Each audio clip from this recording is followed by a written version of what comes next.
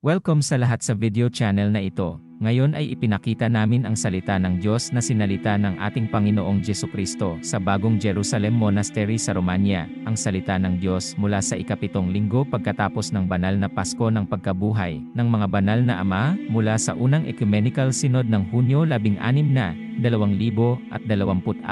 Ang mga tarangkahan ay itinaas at ako ay pumasok sa lungsod ng aking salita sa lupain ng bansang Romanian. Sa pangalan ng Ama, at ng Anak, at ng Espiritu Santo. Amen. Ako ang anak ng Amang Sabaot, ako si Hesukristo, ang salita ng Ama, ang gumawa ng langit at lupa, at tao at langit at aking simbahan, na inilagay sa unang bato nito 2,000 taon na ang nakararaan upang hindi ito masako. Upang hindi nito hayaang masira ang kanyang pundasyon at upang siya ay makatayo ng matatag at makatagpo ako kapag ako ay dumating upang siyasatin siya, upang alagaan siya, upang siya ay ayosin, upang palamutihan siya ng maganda para sa aking pagdating kasama ng mga banal sa kanya, at upang mabuksan niya ang Panginoon, ang kanyang nobyo, na lumapit sa kanya. Gaya ng nasusulat, dinadala ako ng mga ulap ng kaluwalhatian ng aking darating na salita sa lupa, ngayon, sa katapusan ng panahon.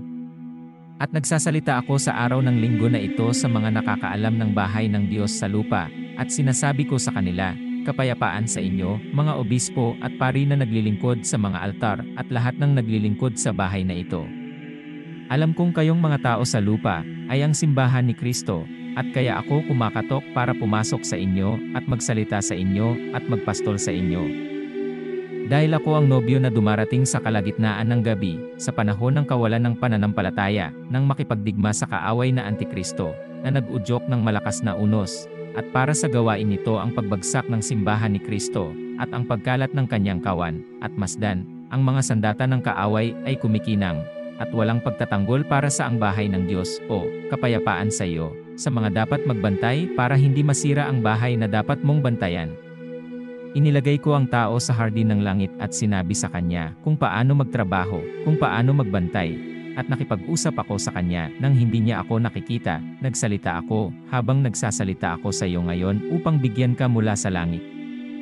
Upang makasama mo sa lupa, upang kayo ay maging sa Diyos at tanggapin siya pagdating niya, upang saliksikin ka, upang protektahan ka, upang magpastol sa iyo, upang pahinain ang kaaway kapag narinig niya kung paano ako pumarito at kung paano ko pinangangalagaan ang aking pamana at ubasan, at tinapay at ang alak at ang kawan. Narito, ako'y pumaparito, ako'y naparirito, at ako'y nasumpungan kayo sa kawalan ng pananampalataya, at huwag niyong buksan sa akin kapag ako ay nagsasalita tungkol sa inyo, sapagkat ang aking salita ay nasusulat na ako'y darating at masusumpungan ang kawalan ng pananampalataya sa aking daan. Ngunit nangungusap ako sa iyo, at inilalagay ko ang aking aklat ngayon sa pagitan ko at sa iyo, upang ito ay magpatotoo sa aking pananalita sa iyo sa linggo na ito. Ang ikapitong linggo pagkatapos ng banal na Pasko ng pagkabuhay, na tinatawag na sa mga banal na ama ng aking simbahan, na tinipon ng Kristiyano. Emperador Constantine sa oras na iyon, upang siya at sila ay palakasin ang bakod ng aking ubasan, ang pundasyon ng bahay ng Panginoon, at ang katotohanan, at ang buhay at ang daan para lakaran ng kawan ng Panginoon, o lumapit ka.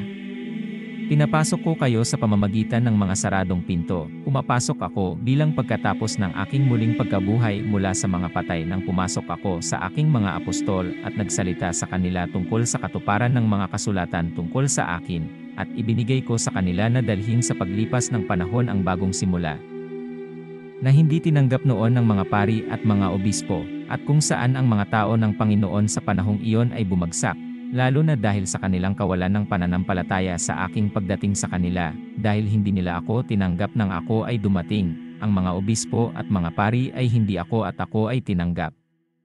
Sila ay itinaboy bilang isang baliw, bilang isang rebelde, dahil alam nila mula sa mga banal na kasulatan na ako ay darating, at sila ay nagbigay upang palakasin ang kanilang kalagayan, baka siya ay lumakad sa kanilang kapangyarihan, at sila noon ay ang mga nagpapako sa krus ni Kristo, ang anak ng Diyos, yan ang ginagawa ko. Ang aking tinig mula sa langit ay nagsasalita sa iyo sa araw na ito. Kasama ko ang mga banal mula sa simula, kasama ang kanilang araw ng pag-alaala sa simbahan. Tinipon sila ng Kristiyanong emperador mula sa lahat ng dako noong panahong iyon, at pagkatapos ay pinatibay ang pundasyon ng aking simbahan, kung saan ang bagyo ni Arius ay humahampas, upang ibagsak si Kristo mula sa unang upuan ng simbahan, at ilagay sa kanyang lugar ang mga maling pananampalataya ng mga ito. Kaaway, tulad ng sa panahong ito ang taong Antikristo, at ang kanyang mga lingkod ay lumalakad ng hindi mapakali upang isantabi ang Panginoon at tanggalin ang kanyang karapatan sa lupa at sa mga tao, at kayo, o mga mahal, kayong mga pari at obispo, masdan, huwag kayong magbantay, ngunit sa kabaligtaran, tuparin ang kasulatan ng pagtanggi sa pananampalataya, at kung saan ay gumagana bago ang aking pagdating upang hindi ako matanggap, upang hindi ko ihanda ang aking kaluwalhatian kung saan ako ay darating sa lalong madaling panahon. Ako ay uupo sa harap mo, yaong mga tumatanggi ngayon sa aking salita, na madalas ko ring kausapin sa iyo, at na aking naisin ay hindi para sa paghatol sa bahay ng Diyos, kundi para sa kaligtasan, at para sa pagpapalakas ng pundasyon ng aking simbahan, o mga anak, o mga mahal, dahil kilala kayo ng mundo sa aking pag-ibig, sa paglilingkod sa Diyos, o mga anak, o paano kita bibigyan ng lakas sumasampalataya ka ba at tinatanggap ang Panginoon upang ang bahay at ang ubasan na pinaglilingkuran mo sa Antikristo sa ilalim ng iyong pananamit ng mga pastor ng simbahan ng Panginoon ay hindi gumuho sa iyo? O paano ko malalampasan ang Antikristo sa pamamagitan mo upang hindi kanya madaig? Dinaig ka ng aking kaaway at sayo, at hindi mo ako tinatanggap kapag ako ay dumating upang bantayan ka, tangkawan. Paano ka hindi maliligaw, hindi malilinlang ng kalaban? Paano ko kayo papatayin mula sa kawalan ng pananampalataya, at tanggapin ang aking pagsubok, at pagkatapos ay lalabanan ang ahas na handang lamunin kayo ng hindi nalalaman tulad ni Adan sa langit, mga anak? Ang paninirahan ng aking simbahan ay pinalakas sa panahon ng matinding pag-uusig sa simula nito, at isang matibay na bakod ang itinaas, at si Arius at ang kanyang mga gumagala ay natalo, sapagkat ako, ang Panginoon, ay gumising sa emperador at inilagay siya sa pananampalataya at tinipon niya sila sa mga banal ng simbahan mula noon, at ang banal na espiritu ay nanaig sa pamamagitan ng mga banal, siya ay nanaig sa panig ng Diyos, at ang simbahan at ang bantay nito ay nagpapatuloy mula noon. Ngunit masdan, kayo, yaong mga ngayon, na nakaupo sa mga upuan ng simbahan, binuksan ninyo ng husto ang mga gawa ng kaaway, at ang pagtanggi sa pananampalataya ng mga banal at ng mga ama ay lumaganap sa mundo, sapagkat dito ay ang nakakalat na kawan, narito ang naliligaw sa landas ng mga hindi pastol na Kristiyano ng walang sinuman, narito ang kawalan ng banal na pagbabantay at ang kagalakan ni Satanas. At ako, ang Panginoon, ay kumakatok at pumapasok sa iyo, at sinasabi sa iyo na ako ay nakaupo kasama ng mga nasa langit upang magbantay, at ikaw ay madadaig at ikaw ay mabubuwal ni Satanas sa panahong ito. Ang isa na nakatago sa kanyang pagsalakay sa lakad ng tao kasama ng Diyos na binyagan sa pangalan ng Ama at ng Anak at ng Banal na Espiritu sa loob ng 2,000 taon mula nang ang aking bagong simbahan ay itinatag sa lupa ko. Bakit mo tinatanggap ang Antikristo sa pagbagsak ng mga itinatag ng Diyos sa pamamagitan ng mga banal? Bakit, mga anak, ginagawa niyo itong mabigat na kasalanan? Bakit? Kung paanong dapat mong pilitin na baguhin mula sa lugar nito ang pagkakasunod-sunod ng banal na Pasko ng pagkabuhay, at ang lahat ng mga kapistahan na kabilang sa dakilang pagdiriwang na ito ng mga Kristiyano, na itinatag sa oras ng mga banal na ama sa simula, at pagkatapos ay pinalakas ng mga banal na batas. Alin ang tumatayo laban sa mga pagalit na bagyo o gumising, mga anak na naglilingkod sa mga altar?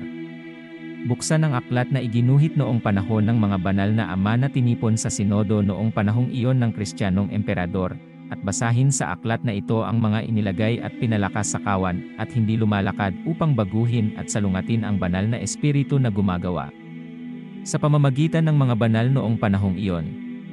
Nais kong sabihin sa iyo ang maraming bagay tungkol sa mga pagkakamali na patuloy mong ginagawa sa pangalan ng simbahan, ngunit ako, ang Panginoon, ay nagsasabi sa iyo sa araw na ito, sinasabi ko sa iyo, huwag lumakad upang paganahin ang pundasyon ng bahay ng Panginoon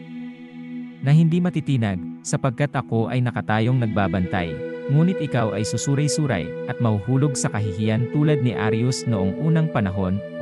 at hindi ko nais na iwanan ka sa pangungutian ng Antikristo, at ako ay naparito upang hilingin sa iyo na gumising. Bumangon ka, magsisi, tuparin ang aking salita, at iwanan ang lahat bilang ito ang kasunduan sa pamamagitan ng mga banal, Dahil bawal lumakad sa pundasyon ng bahay, na ibinibigay ng kaaway na Antikristo upang linlangin, upang kontrolin ito, hayaan siya ang maging master dito at sa iyo pagkatapos. O, ayaw kong magdusa kayo sa dinanas ng mga pari at obispo na hindi ako tinanggap 2,000 taon na ang nakararaan dahil sa Antikristo.